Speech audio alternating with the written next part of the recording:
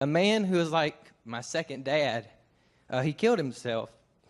And then a few months later, my parents got a divorce. And then a few months later, my dad lost his job. And I was in a really dark place for a long time. I was pretty depressed. But I found hope. And I found it in the Lord and in my friends. And now I've found it in my presidential candidate that I support. And I'd really appreciate one of those hugs you've been talking about.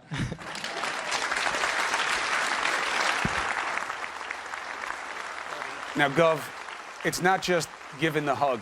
It's what is in you when you're hearing that young man. He affected you. Tell people why. You know, Chris, it's been happening. You know, I had a woman pleading with me about the problem of epilepsy just the day before yesterday.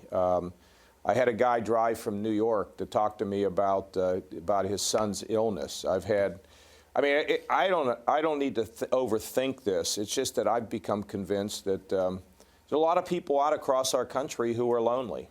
I don't know why they feel comfortable to do it. What was going through my mind is this is happening again, and it has not been unusual for me to see. And you know, yesterday morning, I was a lady who came with a therapy dog to see me, and she is fighting alcoholism.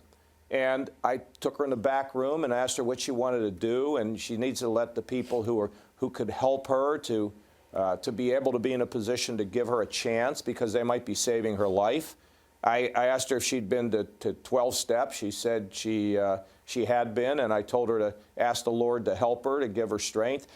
Look, I didn't expect to be doing this, but I can do it. I've done it, you know, for a lot of years now where people tell me certain things, and it's a privilege. And I called a friend of mine, you know, a great guy of faith, somebody who played a pivotal role in my life and in helping me after my parents' death. And I said, why is this happening? He said, shut up, don't worry about it, and we'll think about it in a year. Hey, that's probably the right way to think about it. It's always better to feel than to think when it comes to empathy in a lot of situations. You think that's what we need more of? Let's keep it positive instead of saying that's what's missing. You think that's what we need more of? Yeah, more humility, more vulnerability, more sweetness as strength, because that is really in short supply right now, especially in this race.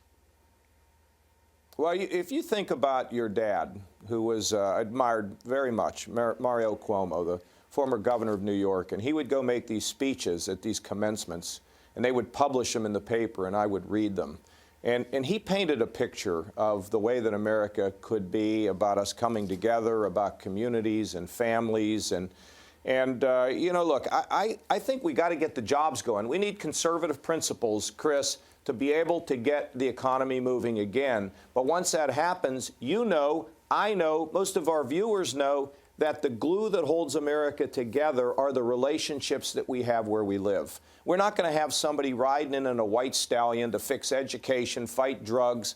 We got to do it right where we live. And all of us have to live a life a little bit bigger than ourselves.